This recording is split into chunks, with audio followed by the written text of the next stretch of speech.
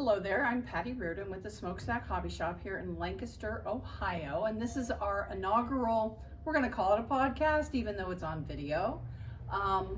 We've just wanted to highlight some of our customers over time that have really good information about all facets of our hobby shop. And today we've got Tony Bibbee sitting here next to me. Tony has been shopping at the hobby shop since there was a hobby shop, and that's over 45 years now. So it's been a long time.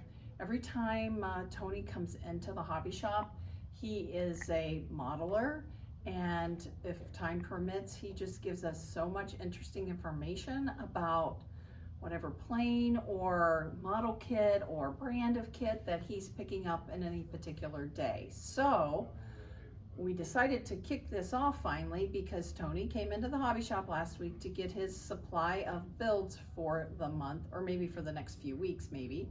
He's a prolific builder, and he got into a conversation with my husband Don about the Dornier that Don found extremely fascinating. So I'm going to hand it over to Tony now. Hi, I'm Tony Bibbee, and as Patty stated, I'm sort of a peripatetic expert on almost everything. Yes, I can be a very boring person. The aircraft we're talking about is one of the most unusual aircraft of the Second World War, the Dornier DO-335 fighter bomber. It was one of the last aircraft built for the German Luftwaffe during the war. This particular model is in 1/48 scale, that is 1/4 inch equals 1 foot. These two figures here, pilot and mechanics, give you some idea of just how big this aircraft was. What made the Dornier 335 unusual was its engine layout. It is one of only a very few aircraft powered by two piston engines, one driving a tractor propeller, the second driving a pusher propeller. The engines were Daimler-Benz 603D inline liquid-cooled V12 engines. The same engine that powered the Messerschmitt 109G fighter, which was the most common fighter of the Luftwaffe during the war. It only had one of them. Each engine generated 1,640 horsepower at takeoff. The Dornier 335 was nicknamed the Ameisenbar, that means anteater in German, by its pilots, and considering its shape, I think you can see why. The Dornier came in three basic models. It originally started as a single-seat fighter bomber intended to deliver a single 1 metric ton bomb load, that's about 2,200 pounds, at low altitude at high speed. It carried that bomb load in an internal weapon bay to reduce drag, to allow its highest speed. It was one of the fastest piston engine fighters ever built, with a level flight speed at low altitude of over 480 miles per hour. Amongst Allied fighters, about the only ones that could catch it were the late Griffin engine Spitfires and the P-51D Mustang. Nothing else could get anywhere near it. It also was built as a twin-seat trainer. And student pilot up front, instructor pilot in the rear. I think you can see why they would want to have a specialized trainer to teach somebody to fly this beast. From the trainer, they developed a third version, the DO-335 V2 Night Fighter, which is what we see here. The Night Fighter carried the radar arrays here. This is known as the Funkgerät 04 radar. Funkgerät in German simply means radio equipment, because radar, of course, is an acronym meaning radio detection and ranging. All versions of the DO-335 had two 15mm machine guns up here in the forward engine decking. Most also had a single 20mm cannon in each inner wing.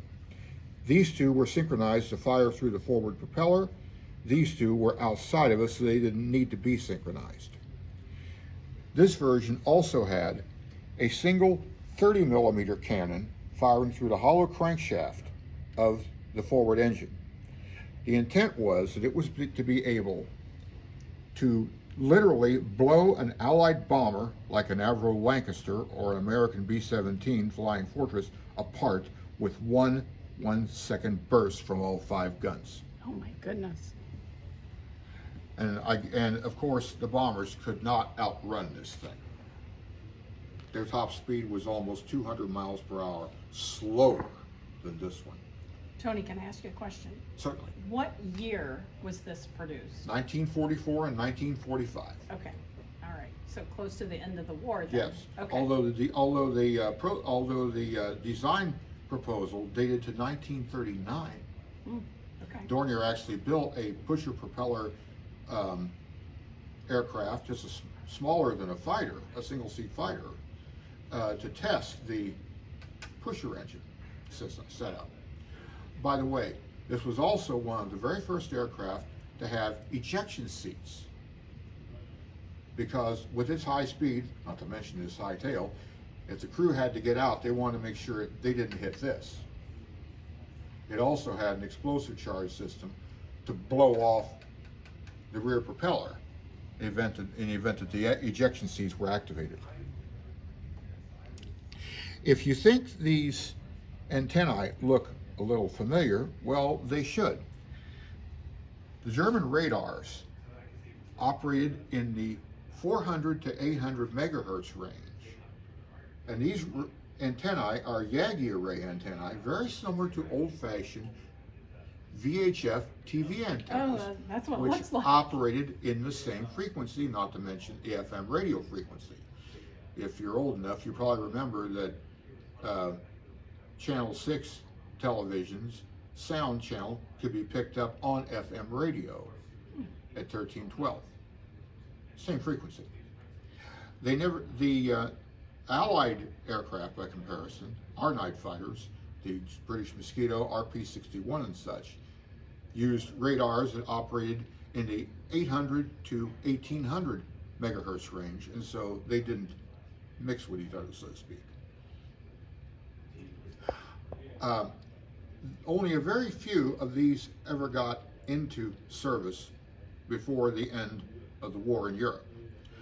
When Allied troops occupied the Dornier factory on 7th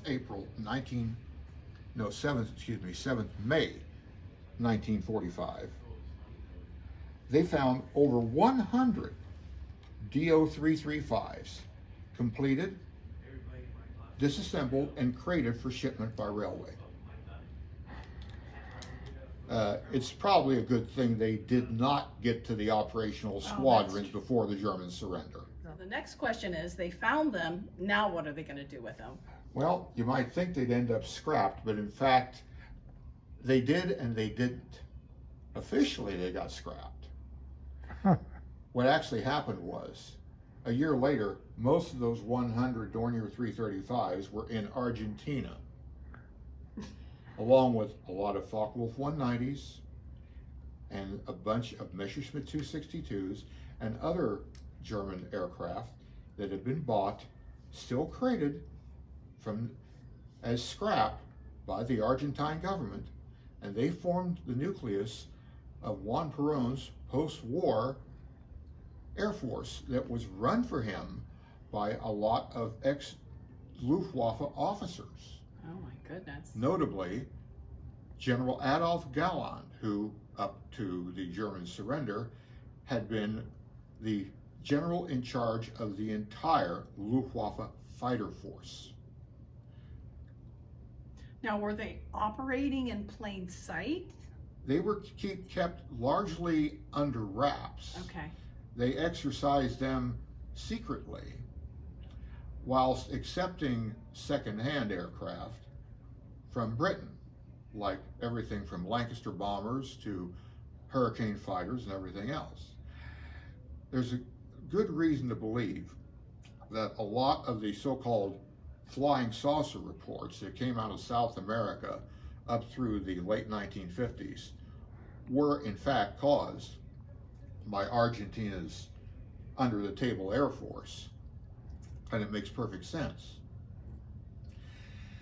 People there would not be used to seeing aircraft like this.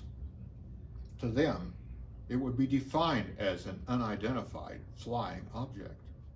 All right, well, Tony, that is exactly why we wanted you on the first of our podcasts, because it was fascinating. So I'm just going to tell you right now, this isn't going to be the last time you're going to be here, okay? Okay. Okay, you're going to have a regular spot here. Oh dear. Alrighty, well, thank you very much. Thank you.